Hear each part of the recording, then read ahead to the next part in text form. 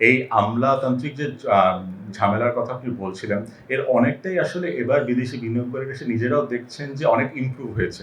আমি যদি আপনাকে একটা বেসিক এক্সাম্পল দিই, এবং এটা একটা আমাদের ইনভেস্টর বলছিলেন যে, আমাদের এখানে আগে যদি আপনারা আমাদের সরকারি সেটআপ দেখতেন, আসলে এখানে প্রায় ৭০ জন মন্ত্রী, প্রতিমন্ত্রী মিলিয়ে অনেকে থাকাতে আসলে উনাদের অ্যাপ্রুভাল পেতে বা প্রসেস গুলোকে আপনার পাস করতে অনেক সময় লাগতো।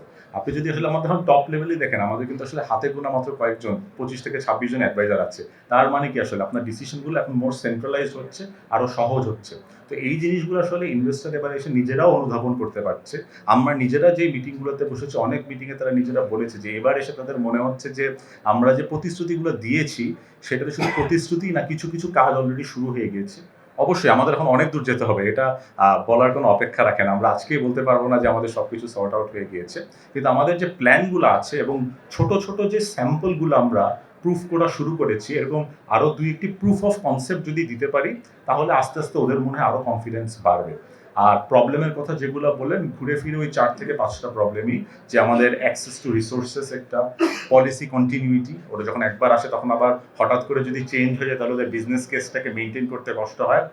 করাপশন আমাদের মানে অনেক দিনের একটি মূল প্রবলেম ছিল। এরকম হাতে গোনা ৩ থেকে ৪ টা যে প্রবলেম আমরা আগেও শুনেছি, ওর বাইরে তেমন কোনো প্রবলেম আমাদের ওরকম করে এবার হাইলাইটেড হয় নাই নতুন। কিন্তু একটা জিনিস ছিল যে সবাই এটা এখন বুঝছে যে আপনার এই নতুন ট্যারিফ এনভায়রনমেন্ট বলেন বা এই নতুন ট্রেড এনভায়রনমেন্টে অনেক চেঞ্জ হয়। তো আসলে শুধু আমরা না, প্রতিটি দেশ, প্রতিটি বিজনেসই আসলে এই জিনিসটাতে আরেকটু কিভাবে ফ্লেক্সিবল থাকতে পারে, আরেকটু কিভাবে অ্যাজাইল থাকতে পারে, যাতে এরকম যদি কোনো চেঞ্জ হয় তাহলে আসলে এটাতে কুইক অ্যাডজাস্ট করা যায়। এটা নিয়ে আসলে আমার মনে হয় ২ পক্ষ থেকেই কাজ করা রয়েছে। তো এটা নিয়েও আসলে অনেকের সাথে কথা হচ্ছিল যে নতুন পরিস্থিতিতে আসলে কোনো কিছুই এত স্টেবল না আগের মতো। তো ওই জিনিসগুলো নিয়ে কিভাবে আমরা একটু বেটার প্ল্যানিং করতে পারি আরকি, এই জিনিসটা নিয়ে ওদের কিছু অবজারভেশন ছিল। এখন পর্যন্ত যদি আমি বলি, গতকালকে আপনারা দেখেছিলেন যেগুলো আমরা একেবারে হাই ভ্যালু এমওইউ সই করেছি, তার মধ্যে একটি ছিল হান্ডার $১৫০ মিলিয়ন, যেটা একেবারে এই আপনার সামিটেই সই হয়েছে। তার আগে ওইদিন গতকালকে সকালবেলায় আমরা জানলাম যে আমাদের শপআপ যেই স্টার্টআপের যে বিজনেস আছে, ওখানে $১১০ মিলিয়নের মতো ইনভেস্টমেন্ট এসেছে।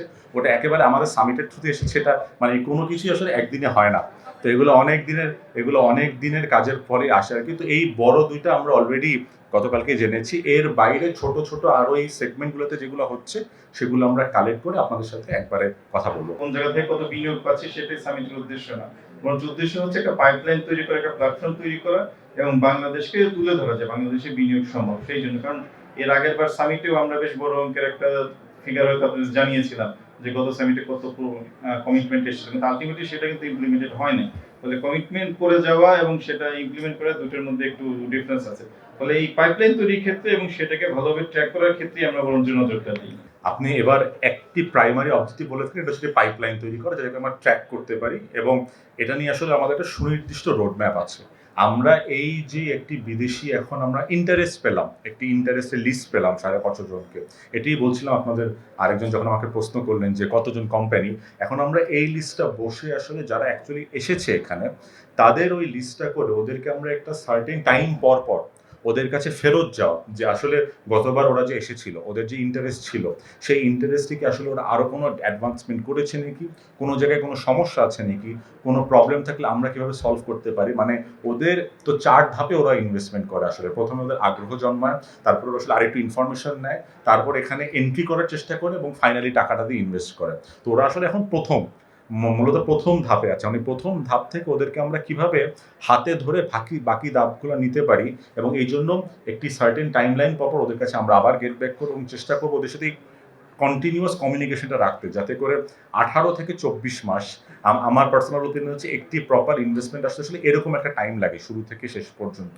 তো এইরকম ১৮ থেকে ২৪ মাসের একটা রোড ম্যাপ আমরা বানিয়ে ফেলবো এদেরকে নিয়ে, যাতে করে এর পরের বার যখন যদি এরা আবার আসে, এই ইন্টারেস্টের স্টেপ নিয়ে কথা হবে না। এটা হচ্ছে পরের যে কোনো একটি ধাপ নিয়ে, যে ওদের এখন এন্ট্রি করতে বা আসলে অ্যাকচুয়াল ইনভেস্টমেন্ট করতে আর কি সহযোগিতা লাগবে। আমরা এভাবেই প্ল্যান নিয়ে আগানোর চেষ্টা করছি।